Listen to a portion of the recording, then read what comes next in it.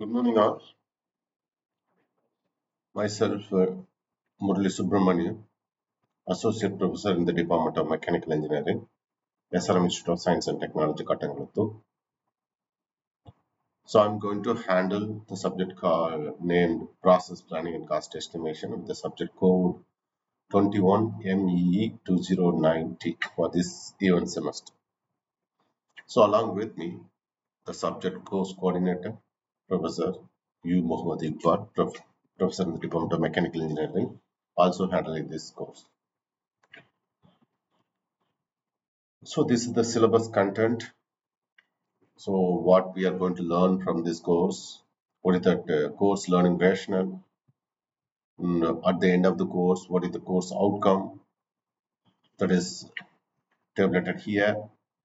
So actually this course is 3 credit course with 3 hours of lectures a week. It goes like that. So mostly this course discuss about the process planning in the beginning of that syllabus, like a first unit will cover about process planning. From second, third, fourth, fifth unit all deals about costing or cost estimation. Maybe second unit discussing about the estimation and costing. Third unit elements of cost will be discussed. Fourth unit about estimate of cost in different fabrication shops. And fifth unit discussing about the machine time of various material removal process. All will be discussed over there. Okay, so this is the detailed content for unit 1, 2, 3, 4, and 5. So we'll move on to unit number 1 now. So unit number 1 is process planning. Okay, so what is meant by process planning? Before we are moving that, just I would like to give some basic introduction about the difference between manufacturing and production. So I hope all of you well aware about what is meant by manufacturing. Manufacturing is making some component through machines or man or hand kind of thing. It came from Latin word. So manufacturing, like hand plus make. So that's how that manufacturing term came. So manufacturing is the process of converting raw material into useful products. So for if we consider raw material instant, we'll be having the final component also, but side by side we'll be having a scrap or waste. Traditional manufacturing process you can consider destructive manufacturing. It's not about additive manufacturing. In additive manufacturing, we are adding material layer by layer. But in destructive manufacturing, we are removing some unwanted material in order to get the desired shape, right? So consider a raw material with a size of 10 by 10 centimeter, 10 by 10 with that like a kind of square block. If you consider from the square block, we need to get some shapes like chess coins kind of thing from CNC machines. Then we need to have a profile of the chess coins. Then it should be removed. The what are the materials needs to be removed will be removed, right? So material will be removed. So that removed material will goes under scrap and waste. So that is called manufacturing process, where we will be using machineries, tooling, power, labor, right? So operator will be there, and we use some cutting tools, and also we need energy to run the machines and to give some power to that machine. Then we need a machine completely, right? So all this is needed included for manufacturing process. So at the end we will be having the final component like a processed material. Side by side we will be also having the scrap and waste. But in considering the additive manufacturing, it's not removing of material, we are adding the material according to the desired shape. So comparatively waste and scraps won't be available in additive manufacturing than the traditional manufacturing process. So this is manufacturing. Then what is meant with production?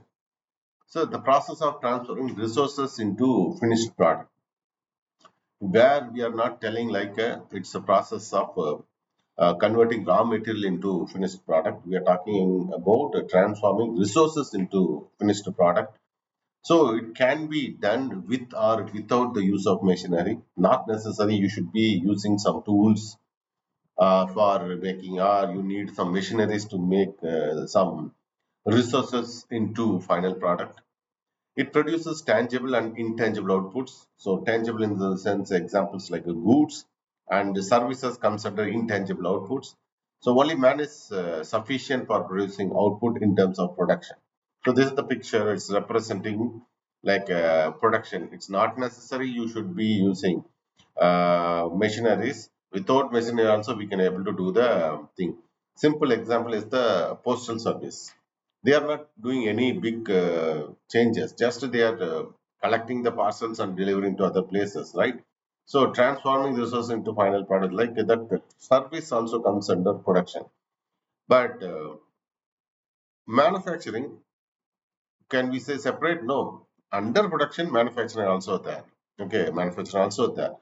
But if we generally say production, not necessary to machine, do some machining on the component. Okay, that is what the main difference we should need to understand. So that's what this figure also showing the difference. The right side you have two pictures. One is explaining about the goods alone. Another one is goods plus services. In manufacturing, the use of manpower, machineries, and materials is essential. Whereas in terms of production, it can be accomplished using labor alone. Manufacturing generates tangible output, as I said, goods only, while production, both tangible and intangible output, like goods as well as services, can be a output, can be the output for production. It can be accurately stated that all manufacturing is a form of production. As I said, manufacturing part of production only. So it can be accurately stated that all manufacturing is a form of production, but not all production qualifies as a manufacturing. Because in manufacturing, you need to be machining, you need to do some machining, material needs to be removed, or material form needs to be changed from one form to another form.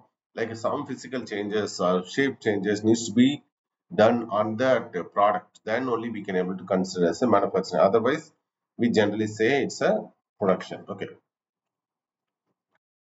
So some of other examples, like three examples I have given, one, two, three. What is one? Producing bakery goods is an example of manufacturing as it involves transforming raw materials into tangible goods, right?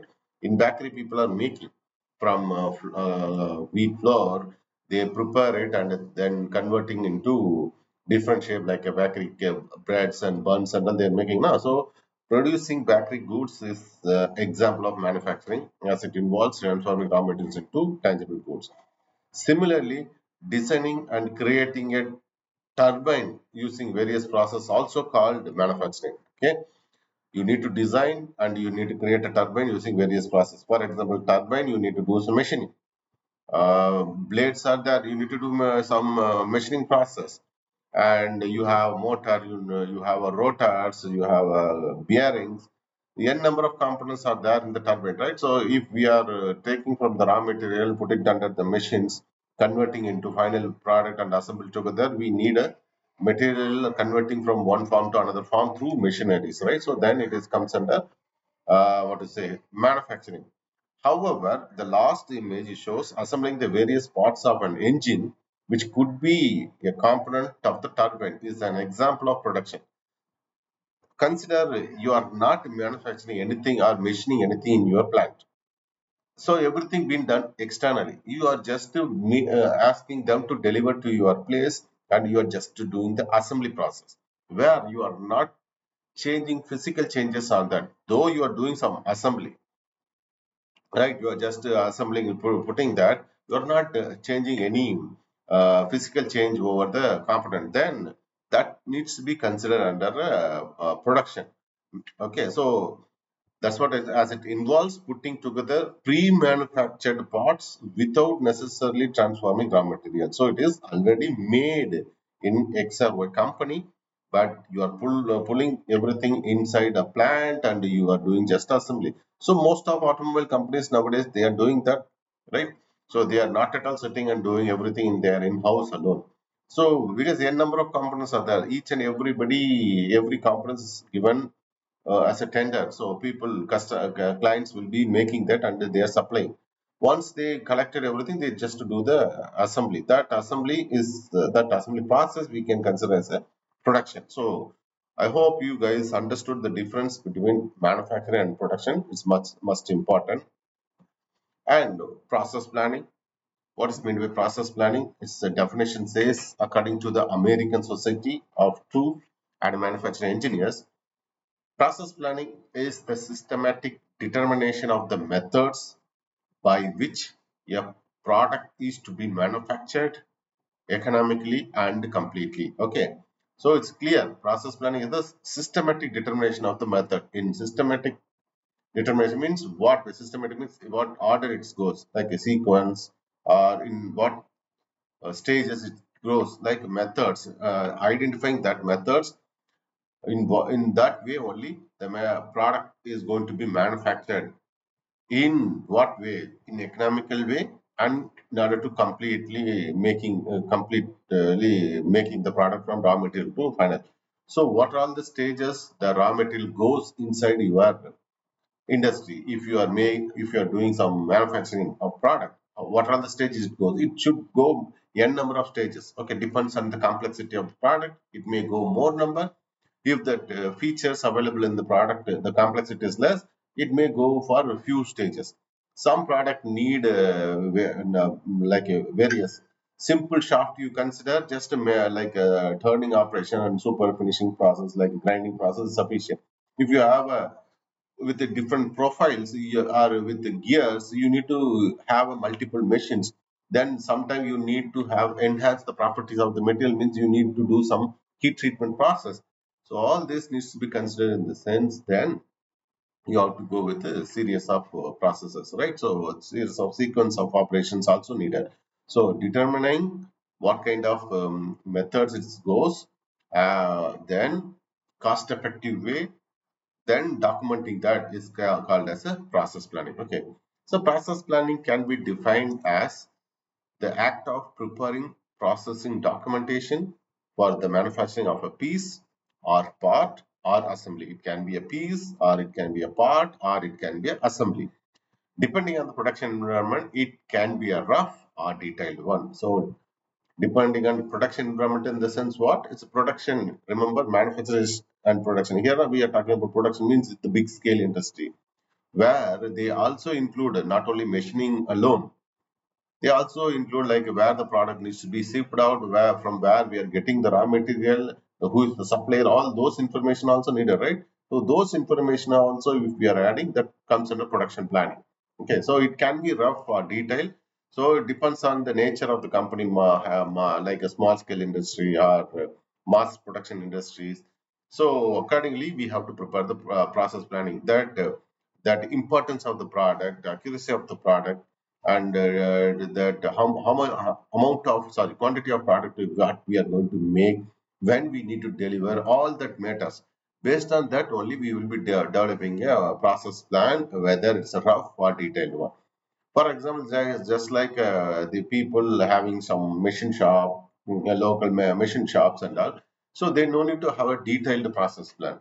But once they are doing that mass production, definitely they should go with a detailed process planning. Otherwise, they'll be ending up in not able to deliver the required amount of product with the desired number of quality on time. Okay, so we need to have a detailed process plan for compliant with the mass production environment and all. Okay, when process planning is done, if we are using some computer, it will be considered as a computer-aided process planning. So who does the process planning? Whether each and everyone in the industry can able to do?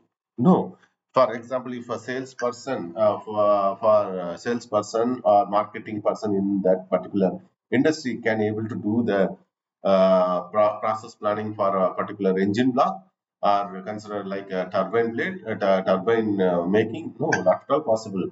The person who knows about that can able to prepare the process planning. Who knows? Mostly manufacturing engineers, right? They are the expert related to that field. So traditionally, process planning is accomplished by manufacturing engineers who considered as experts, are familiar with the particular process in the factory and can read engineering drawing. The person who can able to read the engineering drawing with the experience and expertise, they can able to do. Experience and expertise I have added together. Why? In the sense, experience is different than the expertise, because some people may be having experience in different field, but related field experience and expertise are there or not, it question, right? So we should have a experience and expertise in that particular field. If he is there inside your industry, who can able to make that process plan? That is then it will be it will be complete comparatively better, right? So that person will be the manufacturing engineers with those knowledge can able to make the process planning. So based on their knowledge, on their skill, experience, they develop processing steps in the most logical sequence required to make. Simply they won't make, they should have a logic behind each and everything what they are looking. Because having interconnected one process to another process having some link. So it should be connected logically. What kind of link I am talking about?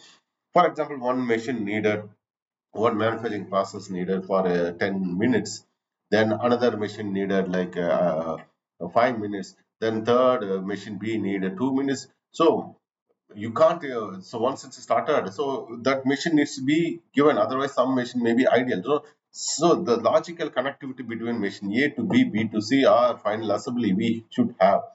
You can't able to, if machine A is running, you can't able to do some other operation in machine C. Okay.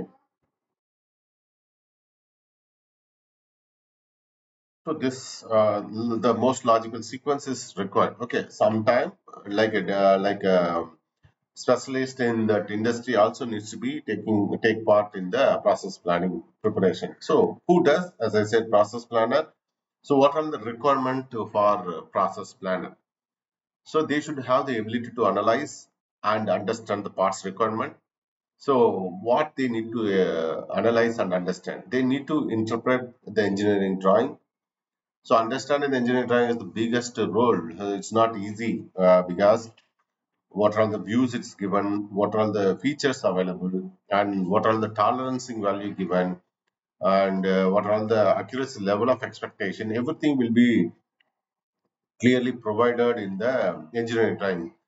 Then, according to that, only we are going to choose some machineries, equipments, and tools. For example, if we want to achieve a accuracy of plus or minus 0.01 millimeter, we can't able to use the conventional lathe machine to achieve 0.01 millimeter of accuracy because it has a limitations. But we could able to achieve that from the CNC programming, CNC machines, right? So and simple mild steel tool with that we can't able to achieve plus or minus 0.01. We need to have a better high speed steel or carbide other tools in order to achieve that kind of accuracy. So interpreting engineering drawing, how much important it also aid to select necessary tools, necessary equipments, necessary operators for making that. And CAD models, he should understand the CAD models because three-dimensional views will be possible. Then technical specification needed, like machine capacity, what is needed from the drawing, he can able to understand and give. And he should know and understand what kind of material, how much tolerance needed, what is the surface finish we need, and what are the assembly constraints, whether what orientation we need to assemble, like whether we need fits, what kind of fits, like tolerance fit, interference fit, or clearance fit, what kind of assembly we need. Those information also he should be able to read and understand. So that skill also he should possess.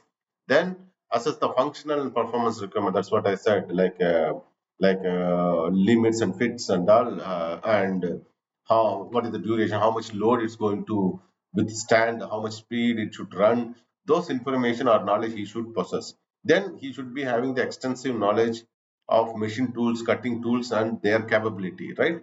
Understand the operational capability of the various machining equipment. So in industry, if you have a n number of machines, assume like CNC machines, lathe machines, milling machine, grinding machine, drilling machines, and all. You should know that functional capabilities or operational capability of that machine.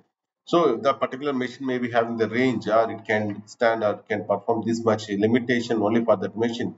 You can't able to bring bigger than that, right?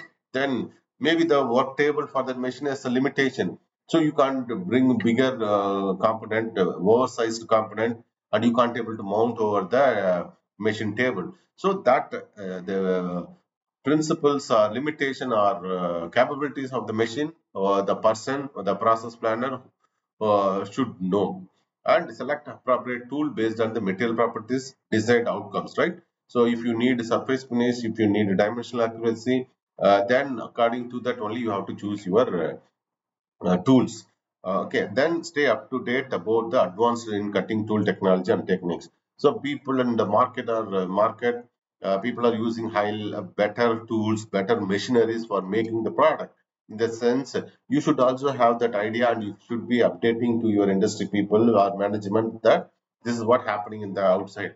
If we make or if we use those machineries, our product quality or our dimensional accuracy or surface finish may enhance, so that our customer will be will be attracted more, and they we can able to reach them easily. Like that means you should be having that up to date knowledge and ready to deliver that information to the your high level people or management, so that they can invest something. So as a technical person you should be giving those input to them. Then he should be understanding of interaction between part manufacturing and quality and cost. So he should possess all the knowledge, like evaluate how design choices influences manufacturability and production ability. So critical design, if you are taking, then manufacturability under question mark. Then production efficiency, like amount of product, so volume of product you are making, the production rate, it's also important. So design choice is very very important. Simply you can't choose complicated design. If it is necessary, only you have to choose. For that, you should also needs to consider about the manufacturability and production efficiency. Then optimizing manufacturing process to balance quality, cost throughout throughput. Then collaborate with cross-functional teams. Like you should be having the flexibility to interact with the different department stakeholders or experts. Okay, it can be from design, it can be from quality assurance team, or it can be from procurement team, like a procurement team. Like they used to buy material, they store it in that. So simply, if you don't interact with them, if just like that they buy and dump it, it's no meaning, right? The storage of raw material for longer period also a dead investment, right? And also it may go with some changes in its properties and all, how they are storing. So you should have clear understanding and interaction between them, cross-functional department. Then only we can able to prepare a process plan. So these are all the requirement for the process planning. So this is general layout for in layout or flow. So here the top layer is discussing about the design process, the bottom is discussing about the production process. So here come your process planning role. Okay. So in the design process, the what product they are going to, the like a synthesis is highlighted in the pink color box. Then another portion is CAD or CAE portion. Then manufacturing comes under the bottom. So people from the marketing team, they will be giving input to the product requirement team, or customer needs what they need. It will be analyzed from the marketing team. Then they do the design specification. After that, they do the feasibility study and collect design information. Then they do the conceptual design. Then they make the in software 3D model and all they do in the design. After that, they make prototype. If needed, they do the testing. They do the analysis in that.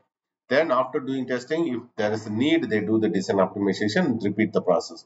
Once they've done the testing, they go for verification and validation. Then they prepare the design documentation. So after that, if they feel like the idea of the design is new, novel, comparing with the commercially available or already available in the market, then they will be going for patent filing. It's almost important then. Then only they can able to have the rights on their product. So they should do the patent filing. Once they done the patent filing, they will be going for the production. So in the production, they start with the process planning. After that, like a manufacturing method, tooling, CNC, programming or machining, purchasing, all will go. Finally, shipping, it will be delivered to the people.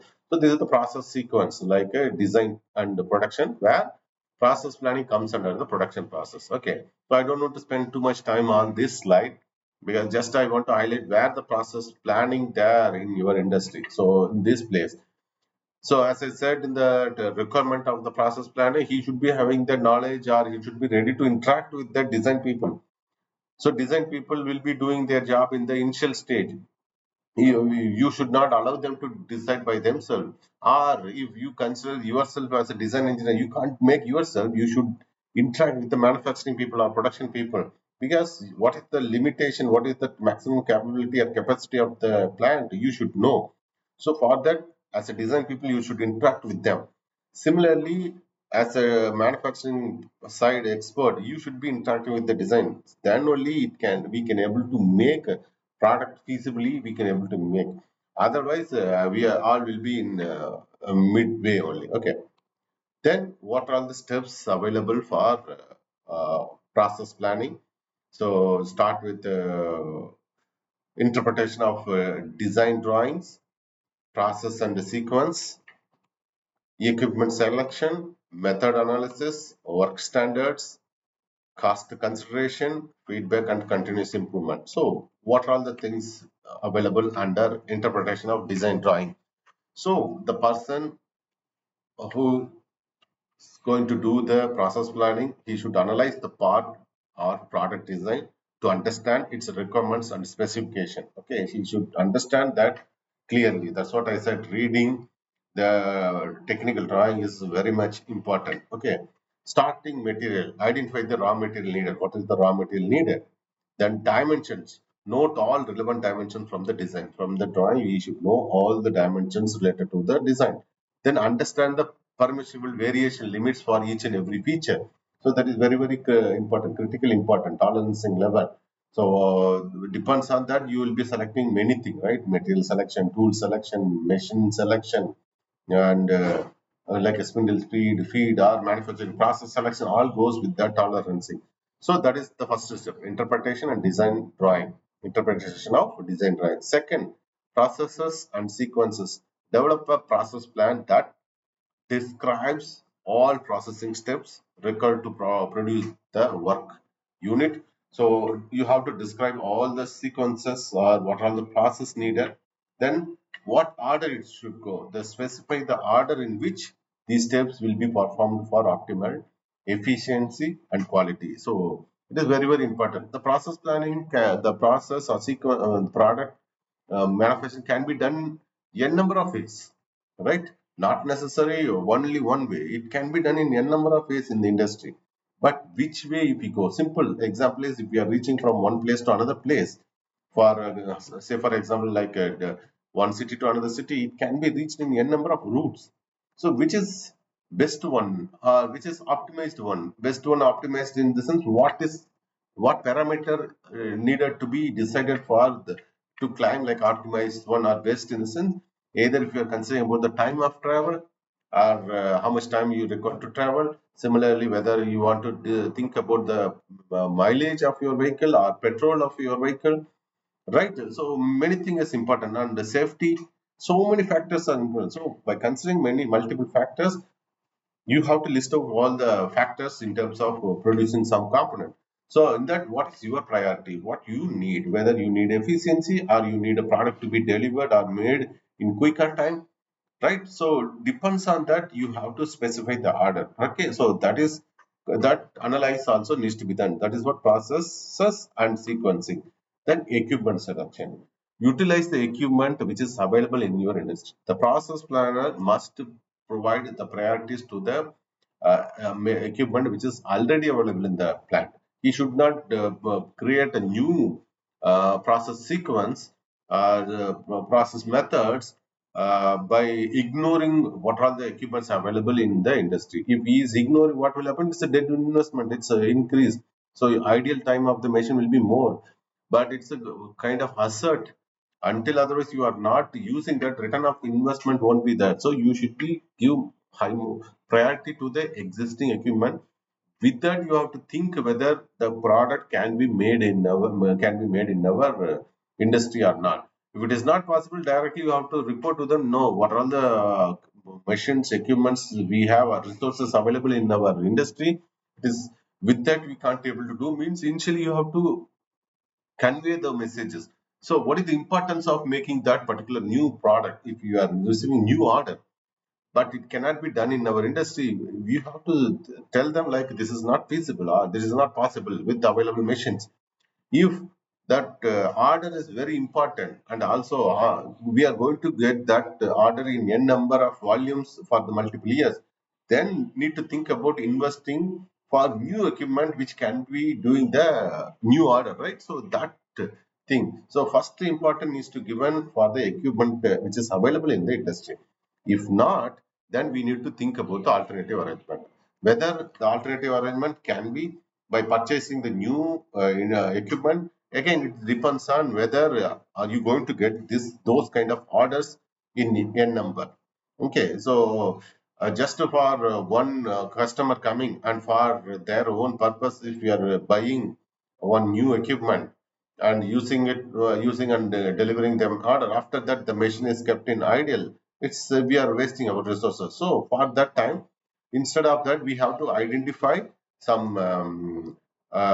vendors who can able to supply that, because they may be having those facilities, so those machines. So let them make it.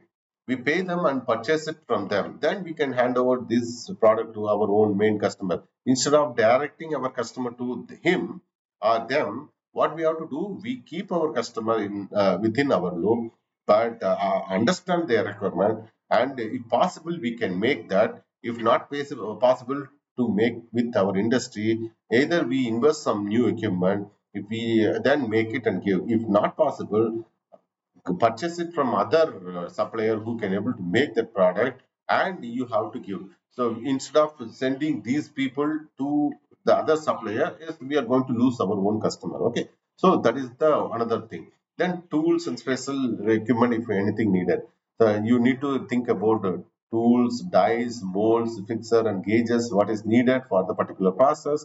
And if there is a need of special toolings, we need to consider. And if we needed, we need to do the some special tool fabrication. For that, you need a tool room also. So this is comes under equipment selection. Then method analysis, you should have operational methods and also manual operation. In under operational method, you should have a specific methods for hand and body motion, because people who is handling and working on the machine needs to be given much importance in order to protect them from the injuries and aspect of safety and in terms of fatigue kind of thing. So, and you should not ask them to move here and there frequently. It increases the threat for their safety. So optimizing their movement in order to enhance the efficiency also. If here and there they are simply moving without any protective way, then efficiency won't be nice. Then also they feel like a fatigue, then their amount of work delivered cannot be achieved 100 percentage, right? A rating factor cannot be possible. So one, if we want the rating factor, what is rating factor? If one person is doing a job for a particular job, like assume like 2 hours needed for that job to complete the process. If he is doing within two hours, he is making exactly again, then it's rating factor is 100 percentage.